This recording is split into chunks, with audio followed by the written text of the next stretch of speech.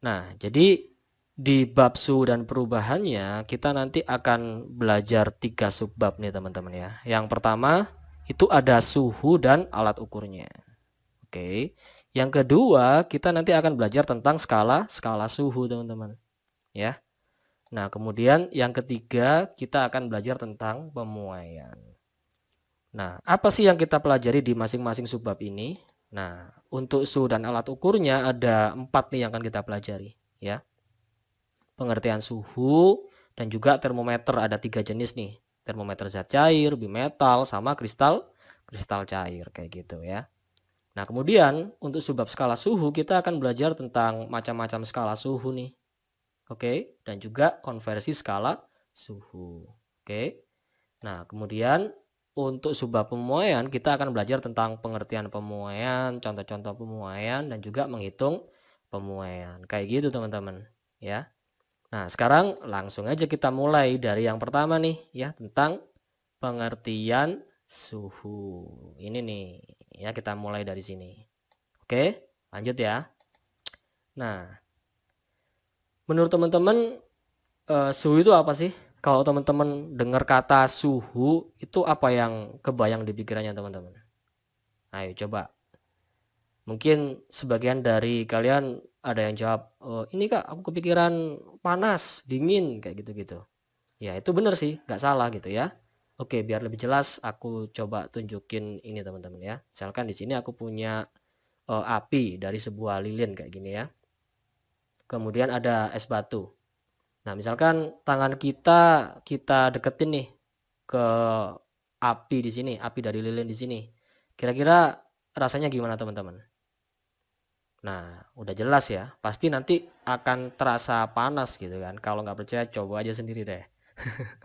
Ya. Nah, mestinya teman-teman juga udah pada pernah lah ya. Nah, rasanya kan akan panas kan? Iya kan? Dan sebaliknya kalau misalkan tangan kita sentuhin ke es kayak gini, nah ini pasti nanti rasanya ya dingin gitu loh, ya. Nah, yang dimaksud dengan suhu, teman-teman, ya, itu adalah ya ukuran ya dari seberapa panas atau seberapa dinginnya suatu benda atau zat ini, teman-teman. Ya, aku ulangi lagi deh ya. Jadi suhu itu adalah ukuran seberapa panas ya atau dinginnya suatu benda kayak gitu. Oke. Nah, jadi misalkan gini nih. Misalkan di sini suhu api gitu ya sama suhu es. Ya kan? Nah, menurut teman-teman yang lebih tinggi yang mana nih? Suhunya api atau suhunya es? Atau gini deh, suhu api ini lebih tinggi atau lebih rendah daripada suhu es? Iya, jelas lebih tinggi. Ya, jadi benda yang panas ya, itu memiliki suhu yang lebih tinggi dibandingkan benda yang dingin gitu loh. Oke? Nah, kebayang ya. Jadi untuk menyatakan nih seberapa panas atau dinginnya benda, nah kita pakai yang namanya suhu ini, besaran suhu ini teman-teman. Oke? Kayak gitu teman-teman. Jadi untuk materi pengertian suhu ya sebenarnya gini doang ya. Yang penting teman-teman ngerti pengertian suhu itu apa. Nah, terus yang penting teman-teman ngerti bahwa kalau untuk benda yang panas itu berarti suhunya lebih tinggi daripada benda yang dingin gitu ya. Menurut teman-teman apa sih termometer itu? Nah, ada yang bisa jawab nggak? Oke, jadi termometer itu adalah ini teman-teman, alat ukur suhu ya. Nah, teman-teman mungkin ada yang bertanya-tanya gitu kan. Jadi sebenarnya kan kita kan udah bisa ngerasain ini ya, panas atau dinginnya suatu benda pakai indera peraba atau kulit kulit kita gitu teman-teman ya. Nah, pertanyaannya adalah kenapa sih kita masih perlu menggunakan termometer ini untuk mengukur suhu suatu benda? Nah, kira-kira alasannya kenapa tuh, teman-teman? Pakai tangan aja kan bisa tuh, pakai kulit di tangan kita gitu kan. Nah, jadi jawabannya itu adalah karena ya sebenarnya indera peraba atau kulit itu bukan alat ukur suhu yang handal gitu ya. Ada kelemahannya gitu, teman-teman. Ya. Nah, sekarang kita coba pelajari lagi kenapa indera peraba atau kulit ya itu bukan alat ukur suhu yang handal gitu ya. Nah, jadi alasan yang pertama itu karena ini teman-teman ya. Hasil pengukurannya itu bersifat relatif. Wah, maksudnya gimana nih Kak? Hasil pengukurannya bersifat relatif. Nah, misalkan gini. Misalkan di sini aku punya ini ya, teman-teman. Misalkan secangkir teh gitu ya, yang isinya ya teh, entah hangat atau panas kayak gini gitu kan. Nah, misalkan ini kita sentuh nih ya, misalkan ada dua orang yang nyentuh. Misalkan ini si A gitu ya, aku tulis di sini deh. Misalkan ini si A yang nyentuh nih ya. Nah, kemudian ada si B juga yang nyentuh. Nah, hasil pengukuran atau tingkat panas yang dirasakan si A sama si B itu bisa jadi nggak sama gitu loh ya, beda gitu teman-teman. Mungkin si A ini ngerasa oh ini ya cuman hangat aja sih, tapi si B ngerasainnya oh ini panas nih. Nah kayak gitu, jadi relatif ini maksudnya hasil pengukuran antar tiap orang gitu ya, antara satu orang dengan yang lainnya itu bisa jadi berbeda teman-teman. Nah jadi kelemahannya kayak gitu ya. Nah, paham ya maksudnya ya. Nah, alasan yang kedua itu karena ini hasil pengukurannya itu bersifat kualitatif. Wah, apaan nih kualitatif? Nah, jadi maksud dari kualitatif ini nggak bisa dinyatakan dengan angka gitu teman-teman. Jadi cuman bisa kita nyatakan dalam semacam kayak sifat gitu. Ini rasanya nih suhunya nih hangat gitu ya, atau kurang hangat atau panas, panas banget. Nah, kayak gitu-gitu doang, nggak bisa dinyatakan dalam angka. Misalkan berapa derajat gitu ya, misalkan 39 derajat Celcius kayak gitu-gitu. Nanti itu akan kita pelajari nanti ya teman-teman. Nah jadi hasil pengukurannya itu nggak bisa dinyatakan dengan angka, sehingga ya jadinya rada bingung kan, susah kan nentuinnya gitu kan ya, pasnya ini berapa nih kalau cuman pakai kata-kata hangat atau panas kayak gitu. Nah itu teman-teman. Oke, nah jadi itu ya alasannya ya kenapa kita perlu menggunakan termometer teman-teman. Oke, kita lanjut ya. Nah sebenarnya ada 3 jenis termometer nih ya, yang nanti akan kita pelajari semua. Ada termometer zat cair, termometer bimetal, dan juga termometer kristal cair gitu teman-teman. Sekarang yang kita pelajari yang ini dulu nih, termometer zat cair ya, langsung aja. Nah, termometer zat cair yang pertama kita pelajari itu adalah ininya dulu deh ya, bagian-bagiannya. Nah, ada apa aja tuh bagian-bagiannya? Ini aku coba gambarin dulu ya. Nah, kayak gini nih teman-teman. Oke. Jadi ini ada bagian-bagiannya, ada tempat penampungan ya atau reservoir. Jadi ini nanti yang akan menampung zat cairnya ini teman-teman. Ya, jadi termometer zat cair itu berarti dia menggunakan zat cair nih ya, memanfaatkan zat cair untuk mengukur suhu. Oke. Nah, ini tempat penampungan zat cairnya atau reservoirnya kita sebutnya ya. Kemudian ada skala suhu. Nah, nanti ini yang nunjukin angkanya nih ya. Ini berapa gitu ya. Suhunya berapa kayak gitu. Oke. Dan juga ada pipa kapilernya ini, teman-teman. Oke, nah ini bagian-bagiannya nih. Yang kedua, yang akan kita pelajari itu adalah prinsip kerjanya. Gimana sih ceritanya termometer zat cair ini bisa ngukur suhu gitu, ya. Nah, jadi simpel aja caranya, teman-teman. Jadi zat cair pada termometer ya itu nanti akan memuai ketika termometernya ini disentuhkan ke benda yang panas gitu. Misalkan ini kita sentuhin ke apa ya, ke api gitu misalkan ya. Di sini misalkan ada api gitu ya. Nah, otomatis nanti zat cair di sini itu kan akan memuai gitu kan. Sifat zat cair itu kan memuai kalau kena panas gitu ya. Jadi akan naik nanti sut gitu teman-teman. Nah, nanti misalkan sampai sini, nah, nanti kebaca ini angkanya berapa gitu ya. Misalkan 90 derajat Celcius kayak gitu-gitu. Ya, simpel banget sebenarnya. Oke, jadi prinsip kerjanya kayak gitu, teman-teman.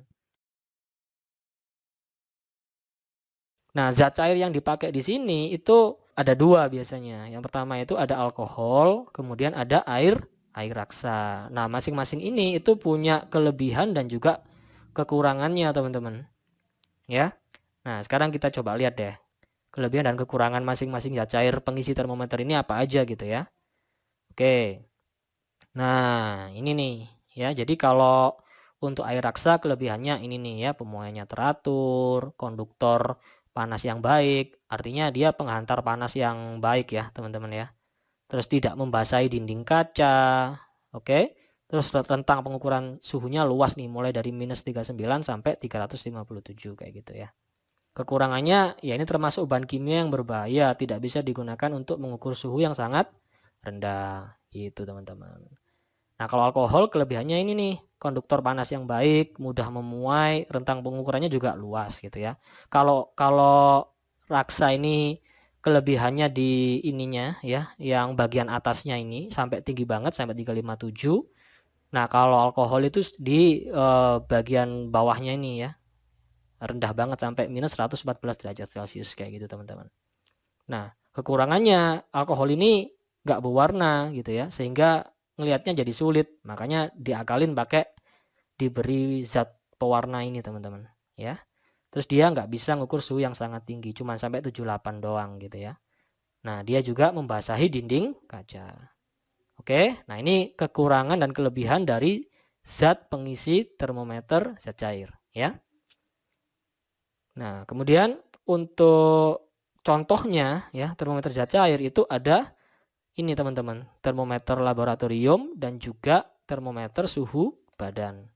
Ya, cirinya kayak gini nih, bentuknya panjang, skalanya mulai dari -10 derajat Celcius sampai 110 derajat Celcius. Biasanya pakai raksa atau alkohol.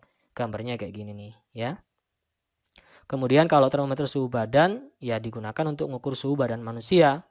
Nah, skalanya cuma segini aja gitu kan. Kenapa ya? Karena tubuh manusia rentangnya emang segini doang gitu teman-teman. Nggak akan mungkin sampai 100-100 ini nggak mungkin ya. Nah, kemudian pipa di bagian bawah dekat labu dibuat sempit sehingga pengukuran lebih teliti akibat raksa tidak segera turun ke labu atau reservoir kayak gitu. Nah, jadi ini terkait dengan termometer zat cair teman-teman. Nah, sebelum masuk ke termometernya sendiri, teman-teman ada yang tahu nggak pengertian dari bimetal? Apa itu bimetal? Ayo coba, ada yang tahu nggak? Nah, jadi bimetal itu adalah ini teman-teman. Dua logam yang jenisnya berbeda, ya. Jadi dua logam yang jenisnya berbeda dan dilekatkan menjadi satu. Nah, mungkin kalau cuma tulisan gini, teman-teman nggak kebayang nih. Gimana sih Kak? Maksudnya Kak? Nah, biar jelas aku tunjukin nih ya. Gambarnya sekaligus nanti kita bahas sifat-sifatnya nih. Sehingga nanti dia bisa dipakai buat bikin termometer gitu ya. Nah, jadi kira-kira gambarnya kayak gini teman-teman. Ya, jadi ada dua logam atau metal. Nah, kayak gini nih. Ini jenisnya beda nih ya. Makanya ini ada keterangannya 1 sama 2. Artinya jenisnya beda, nggak sama gitu ya. Misalkan ini misalkan yang 2 nih misalkan apa nih? Misalkan aluminium, yang pertama besi, bisa kayak gitu. Intinya jenisnya beda gitu ya. Nah, jadi bimetal itu ya kayak gini teman-teman. Jadi dua logam atau dua metal ya yang dilekatkan jadi satu kayak gini. Nah, bimetal ini itu punya sifat yang unik gitu ya, sehingga nanti dia bisa dibikin jadi termometer. Apaan tuh sifatnya? Oke. Nah, kayak gini nih. Jadi kalau dia dipanasin, itu nanti akan melengkung kayak gini, teman-teman. Ya, jadi dia akan melengkung. Nah, sifatnya kayak gini, teman-teman. Oke. Aku tulisin di sini nih, ya. Jadi jika suhunya berubah, bimetal akan melengkung karena logam yang satu memuai lebih panjang dibanding yang lain kayak gitu. Oke, simpel banget sebenarnya. Jadi karena salah satu logam itu memuai lebih panjang dibanding yang lain gitu ya. Nah, nanti kalau masalah arah melengkungnya kemana nanti dipelajari di materi yang berikutnya ya. Itu nanti ada hubungannya sama koefisien muai panjang. Nah, masih belum dipelajari di sini. Oke? Jadi aku nggak bahas sampai situ dulu. Ya. Nah, jadi intinya kayak gini nih sifatnya. Oke, kebayang ya. Nah, terus gimana ceritanya? Bimetal ini bisa dipakai buat bikin termometer. Nah, sekarang aku tunjukin nih ya. Jadi di sini nanti kita akan coba bahas bagian termometer bimetal dan juga prinsip kerjanya gitu ya. Nah, aku tunjukin gambarnya dulu deh ya sama bagian-bagiannya. Kira-kira kayak gini nih teman-teman. Oke. Nah, yang pertama ini bimetalnya tuh ini nih, keping bimetalnya. Loh Kak, ini kok cuman kayak satu logam doang. Nah, enggak, ini sebenarnya dua lapis gitu teman-teman ya. Jadi sebenarnya ini dua lapis kayak gini sama misalkan ya misalkan cuman karena ini tipis jadinya nggak kelihatan gitu. Itu sebenarnya ini dua logam ya, nggak kelihatan aja sebenarnya. Oke. Nah yang pertama itu keping bimetal, yang kedua ya skalanya ini teman-teman. Oke, ini udah dikalibrasi ya, jadi udah dicek nih akurasinya supaya nanti tepat gitu ya ketika ngukur suhu suatu zat kayak gitu teman-teman. Nah terus gimana nih penggunaannya? Misalkan di sini aku tunjukin termometer bimetal ini ketika digunakan untuk ngukur suhu dari api kayak gini. Ya udah kita deketin aja keping bimetalnya ini ke apinya gitu ya. Yang terjadi ya sesuai dengan sifat dari bimetal tadi kan, dia kan akan melengkung gitu kan. Iya kan? Nah, jadi suhunya nanti ini ya ditunjukin oleh seberapa tinggi dia naik karena melengkung kayak gini teman-teman. Jadi semakin panas apinya ini nanti dia melengkungnya ya semakin ke atas kayak gini, semakin tinggi kayak gitu. Nah, kalau teman-teman lihat di sini kan suhunya lumayan gede nih sampai hampir ke 500 derajat Celcius gitu. Ya, jadi kayaknya sih ini termometer bimetal ini dipakai buat ngukur suhu-suhu benda yang sangat tinggi gitu, teman-teman. Oke, ya sifatnya prinsipnya ya sama kayak termometer zat cair sebenarnya kan. Sama-sama memanfaatkan pemuaian. Kalau termometer zat cair kan tadi memanfaatkan pemuaian dari zat cair. Nah, kalau termometer bimetal ini memanfaatkan pemuaian dari zat padat sebenarnya ya, dari logam, cuman udah dimodifikasi jadi sebuah bimetal kayak gitu. Oke. Nah, simpel banget kan sebenarnya kan? Ya. Nah, jadi sampai sini teman-teman udah belajar beberapa hal nih. Yang pertama pengertian dari bimetal gitu kan. Kemudian sifatnya ya. Setelah sifatnya ya udah ini bagian dan juga prinsip kerja dari termometer bimetal. Oke. Nah, setelah ini teman-teman akan belajar tentang termometer kristal cair nih. Nggak kalah seru dengan termometer zat cair dan juga termometer bimetal ya teman-teman ya. Kita ketemu lagi di video berikutnya. BTW ini kan tadi kan namanya termometer kristal cair gitu ya. BTW ada yang tahu nggak kristal cair itu sebenarnya apaan sih? Kristal itu kan mungkin teman-teman kebayangnya padat gitu ya. Nah, kalau kristal cair ya berarti wujudnya cair gitu ya. Nah, jadi pengertiannya ini nih. Kristal cair merupakan padatan yang memiliki susunan partikel tetap teratur. Nah, ketika mulai mencair ya dan berubah wujud menjadi cair. Jadi padatan kristal yang berubah menjadi cair gitu teman-teman. Simpelnya kayak gitu ya.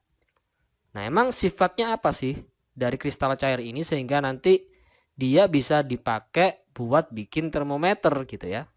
Nah, jadi sifat dari kristal cair ini unik banget nih teman-teman. Nah, sifatnya kayak gini nih. Nah, jadi dia bisa berubah warna gitu ya ketika mengalami perubahan suhu. Intinya gitu. Ya, jadi warnanya itu bisa berubah ketika mengalami perubahan suhu kayak gitu, teman-teman. Oke, sehingga kristal cair ini bisa dipakai bikin termometer. Biar lebih jelas aku tunjukin deh ya. Nah, jadi termometer kristal cair itu bentuknya intinya gini. Jadi dia kristal cair yang dikemas dalam plastik tipis dan digunakan untuk mengukur suhu tubuh, suhu akuarium dan sebagainya. Kira-kira bentuknya kayak gini nih teman-teman ya. Jadi udah ada angka-angkanya kayak gini nih 35, 36, 37 sampai 40 ya kalau Fahrenheit kayak gini. Jadi rentangnya emang nggak terlalu gede teman-teman ya. Nah, biasanya memang dipakai untuk mengukur suhu-suhu yang nggak terlalu gede atau terlalu kecil kayak gitu ya.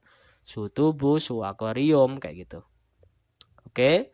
Nah, jadi cara kerjanya gimana? Ya udah, kalau misalkan untuk mengukur suhu tubuh tempelin aja ke jidat atau ke kening kayak gini. Ya. Nah, nanti akan muncul warna. Misalkan gini teman-teman. Misalkan suhu tubuh kita let's say 38 gitu ya atau 37 deh, 37. Nah, nanti akan muncul warna teman-teman di sini. Ya, jadi kalau misalkan suhunya 37, di sini akan muncul warna dulu gitu ya. Seret misalkan warnanya apa nih, biru gitu ya di situ ya. Jadi warnanya biru dulu yang muncul kayak gitu. Seret gini. Tapi nggak berhenti sampai di sini kalau misalkan 37. Nah, nanti yang di sini juga akan muncul warna juga. kayak gitu. Misalkan kayak gini warnanya. Nah, gini gitu ya. Terus baru ini misalkan nah di sini gitu. Nah, udah berhenti di sini. Jadi kalau berhenti di sini ya udah suhunya yang terukur berarti 37 derajat Celcius atau 98,6 derajat Fahrenheit. Kalau misalkan suhu yang sebenarnya itu adalah 40, jadi nanti yang ini juga akan muncul lagi warnanya, ini juga akan muncul lagi warnanya dan di sini juga kayak gitu. Oke, jadi yang terakhir muncul nih ya ini pembacaannya gitu ya. Misalkan oh terakhir warnanya yang muncul di bagian sini ya berarti suhunya 37 kayak gitu teman-teman. Kalau misalkan suhunya ini apa namanya 35 ya udah munculnya cuma di sini doang kayak gitu. Kebayang nggak teman-teman? Nah jadi ini seru banget nih ya. Jadi di dalam plastik ini ada kristal cairnya dan kalau terjadi perubahan suhu itu nanti warnanya bakal berubah kayak gitu. Oke, menarik ya.